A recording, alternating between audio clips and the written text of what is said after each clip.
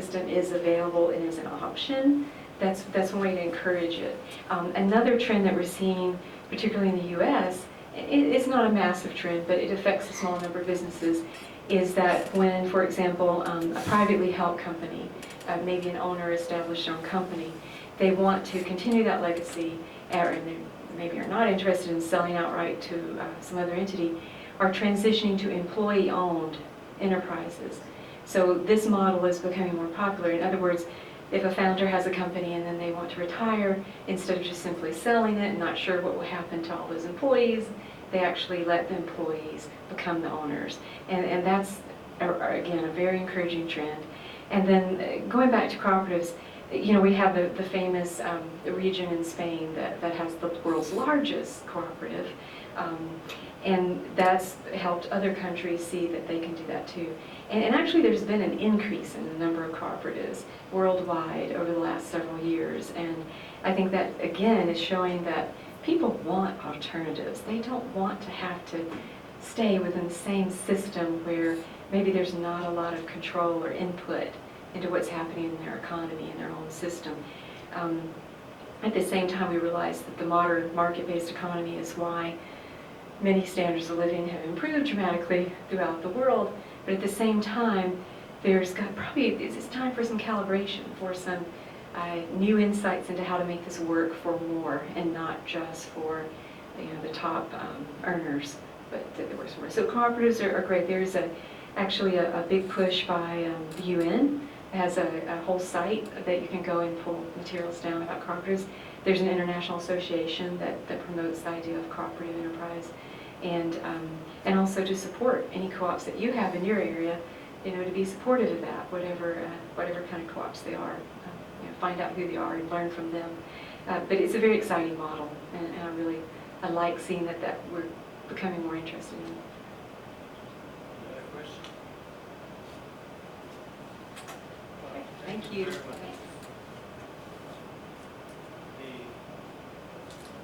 The next speaker is Hye Won Kwon. She's a native Korean, but she's a PhD candidate in sociology at the University of Iowa in the United States.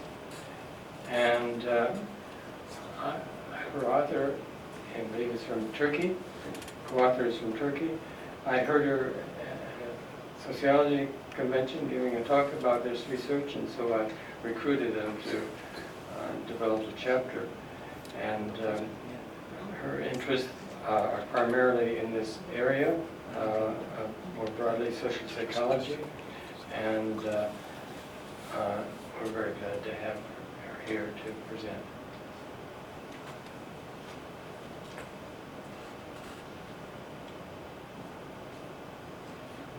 Good morning. I think I have to wear this. Okay. Is that working? Oh, really? No, it can rest. Oh, really? Okay.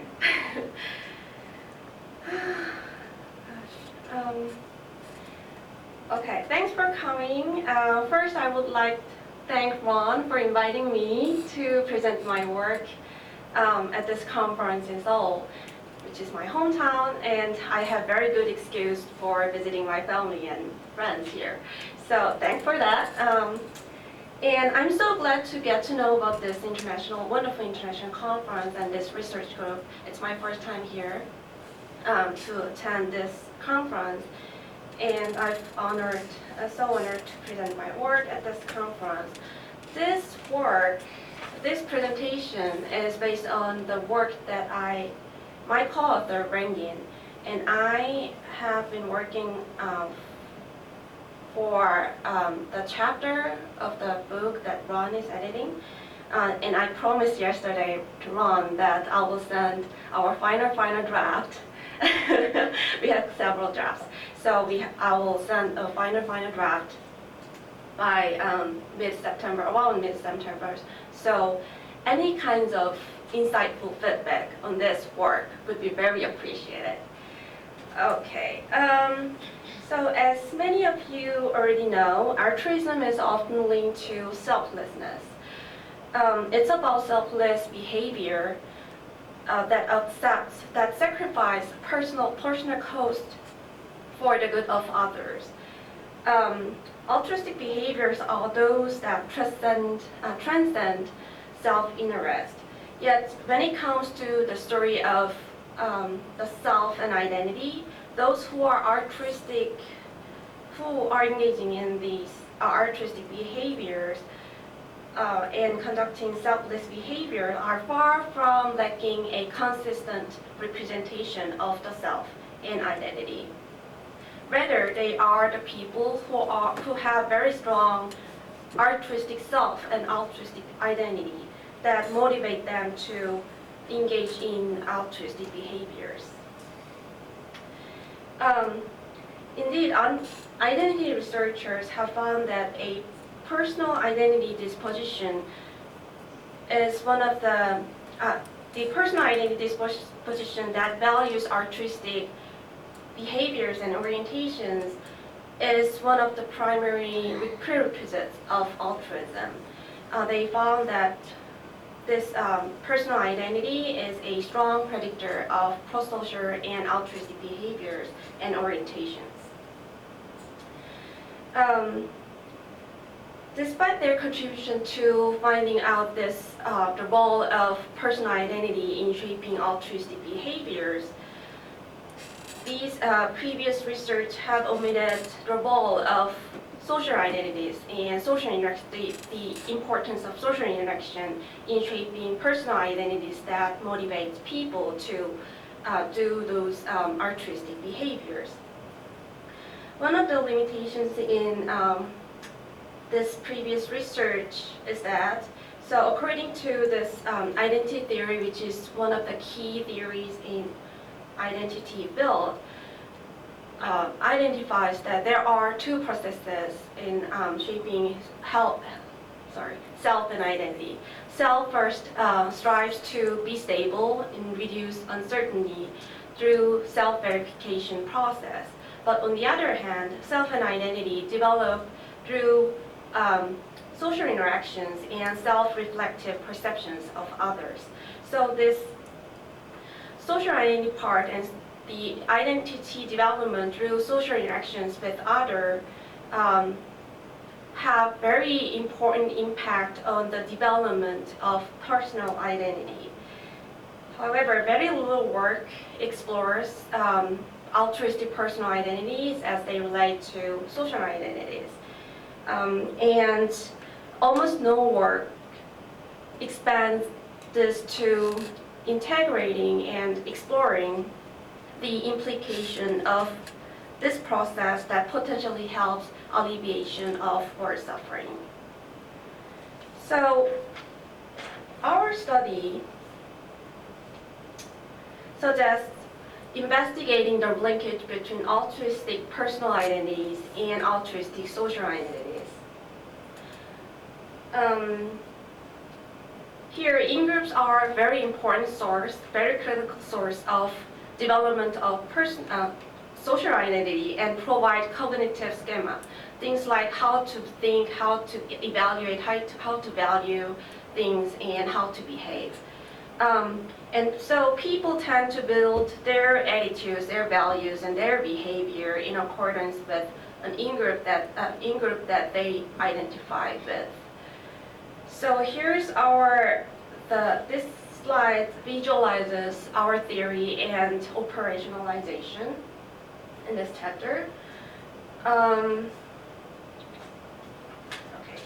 finding my script. In this study, we argue that the relationship between the two, altruistic social identity and altruistic personal identity especially, are best captured by examining value commitment, value attributions of the self and the in-group. Why social values?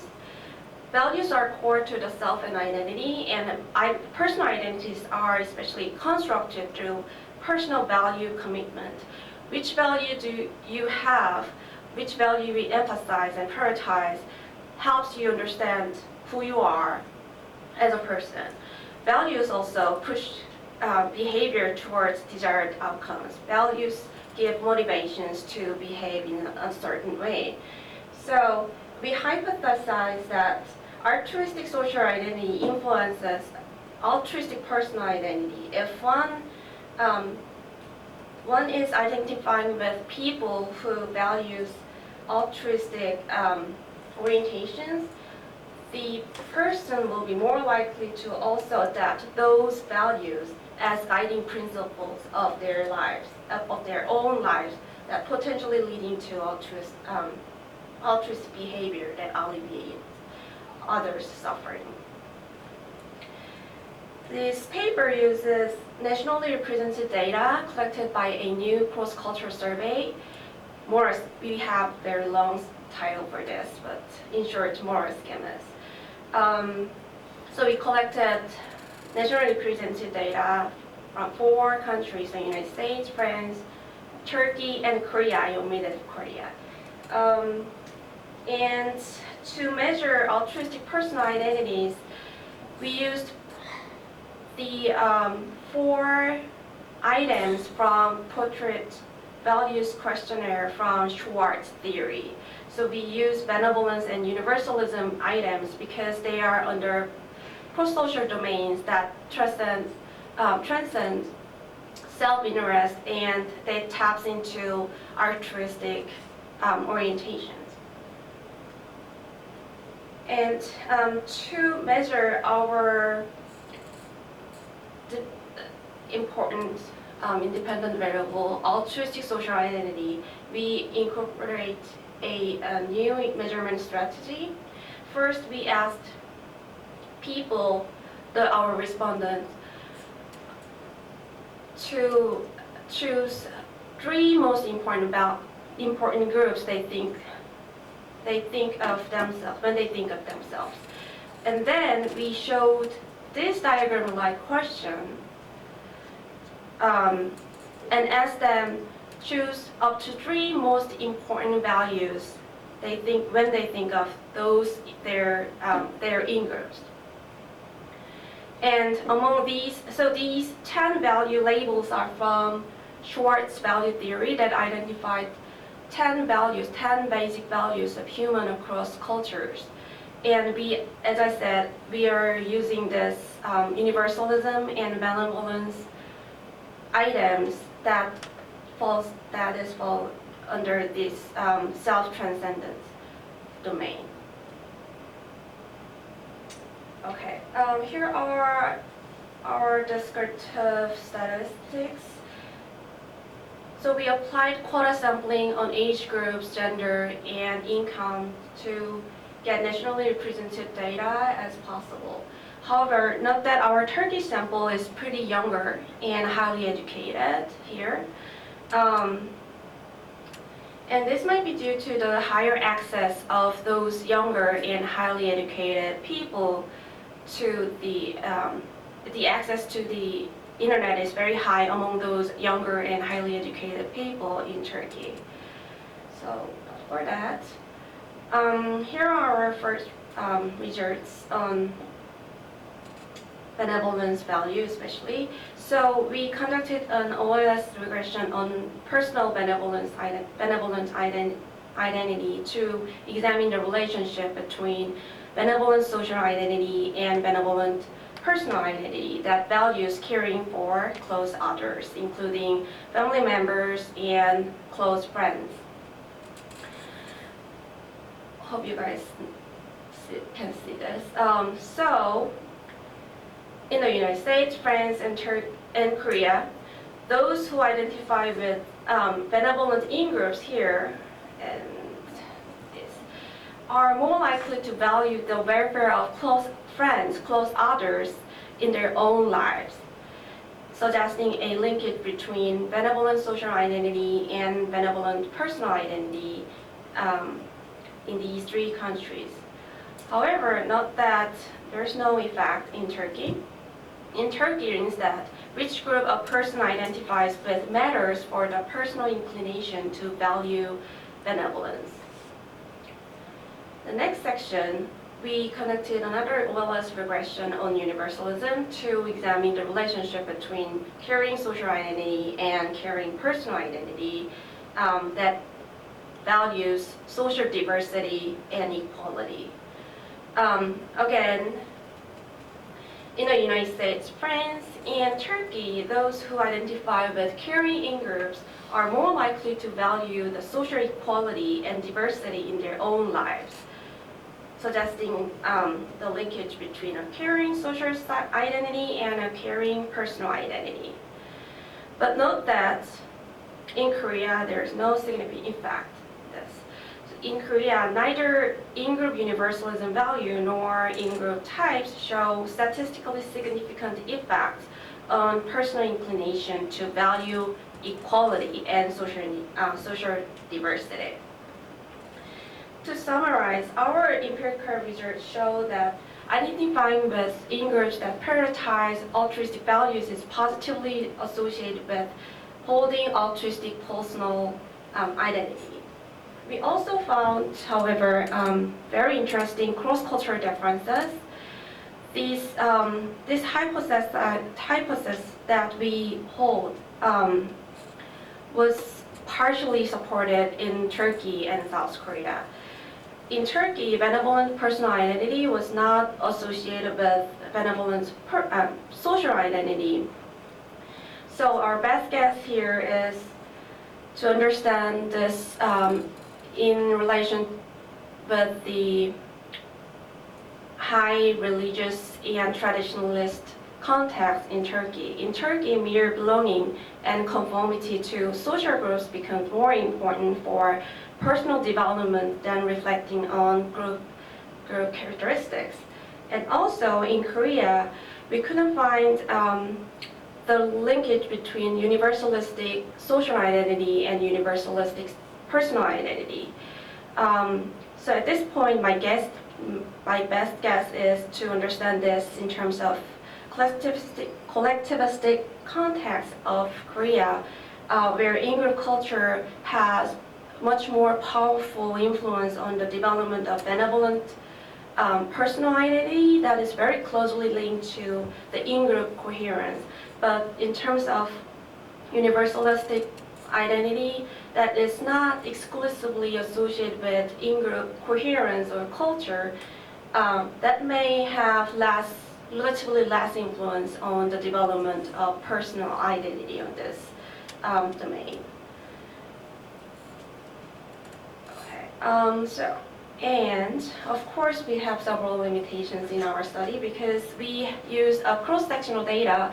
We could not identify the cultural linkage, cultural direction of the relationship. It could go the other way around. For instance, people who values altruistic orientation more might choose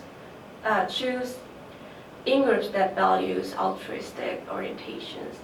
So that's that. And the linkage between altruistic identity and altruistic behaviors that lead to alleviating the suffering of others is partly assumed based on previous research, pretty large out there, but it is not empirically tested in our data. So future research with better data should investigate these two limitations that our study just leaves behind. Thank you so much for listening to my presentation. And if you have any questions, let me know. Yeah. So ultimately, we're looking at altruistic behavior that is impacted by altruistic's personal identity that as such, is also impacted by social identity. If that is the case, then what would be the policy implications associated with the research? What would you advise others to do in order to get them to become more altruistic? It's a big question, really.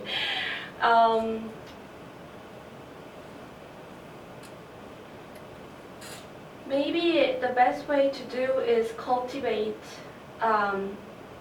altruistic culture in the society as a whole, so that in-groups can, so that may help individuals to be more easily exposed to those values in their daily lives.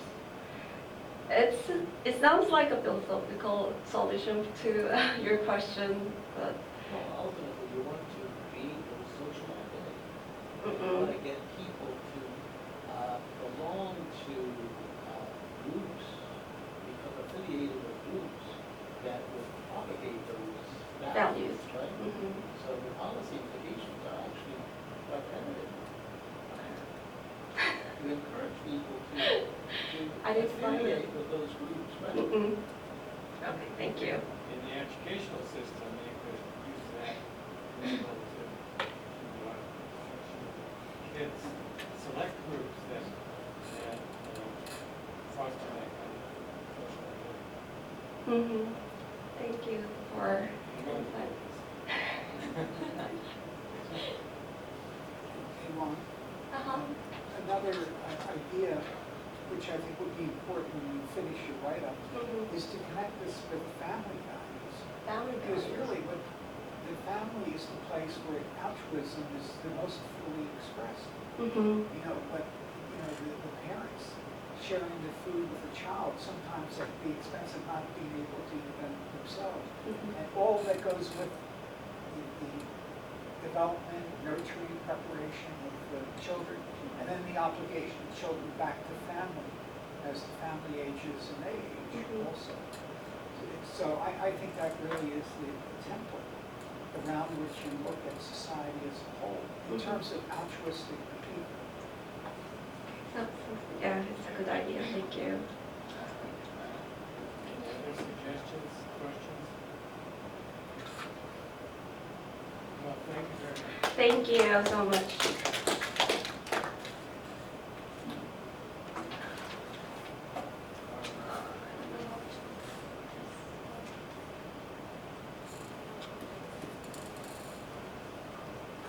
Our next and last speaker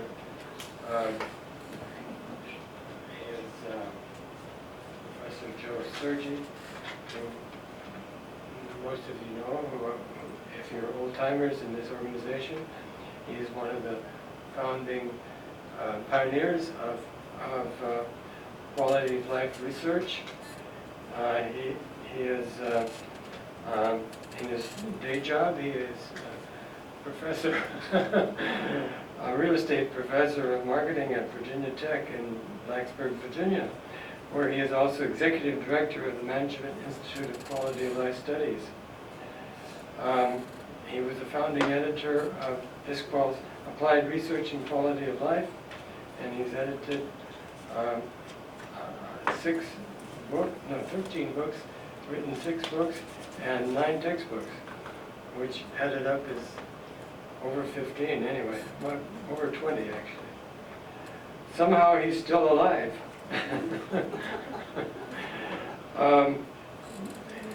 We're very glad to have him here to present his ideas that he's going to write up.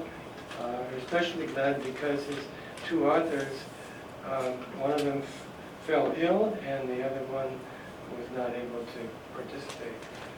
Joe?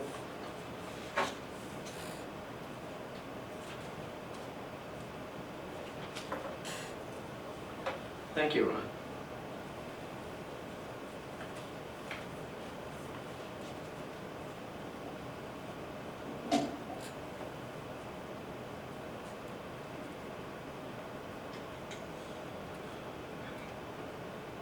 Okay, if you note that there is actually a change in the title of the presentation, and the reason being because my co-authors sort of dropped out. So I changed the title and the gist of that presentation. And the impetus is, as it was mentioned, is Ron Anderson bringing in a sort of pushing us to make a distinction between human suffering and what we customarily look at in terms of the concept of well-being and the metrics of well-being. So let's say if you look at some of the established metrics of well-being, just pick any well-established metrics, let's say the Human Development Index, or from the United Nations, or possibly Richard Estes' Social Progress Index, or the OECD Index, the Better Life Index. All of these are very well-established indices. We take into account indicators of well-being and ill-being, but we all talk about it as indicators of well-being. And Ron Anderson is forcing us to make a distinction. Yes, there is a difference between indicators of ill-being versus well-being. And I think it would be fruitful to make that distinction very clearly, because the policy implications are quite significant. So my attempt here is to actually try to make that distinction, and I'll take you through a conceptual framework that would allow us to do that. And this conceptual framework looks at, again, distinctions between indicators of well-being versus ill-being. And we want to essentially make distinction between outcome indicators and action indicators. And from that perspective, also try and distinguish indicators of ill-being from well-being at the individual level, at the community level, at the societal level. Because the policy implications, making those distinctions, again, are pretty significant. So let's try and do this and take you through a tour of how about trying to make those distinctions very clearly. The theoretical model that would allow us to make those distinctions in a very clear way is based on Maslow's hierarchy of needs. Now, most of you, I would assume, that familiar with Maslow's hierarchy of needs, and again, this is a depiction of Maslow's hierarchy of needs, and the essence of the distinction there is that here we have a pyramid of needs, or a hierarchy of needs, and those can be distinguished in terms of basic needs, psychological needs, self-fulfillment needs.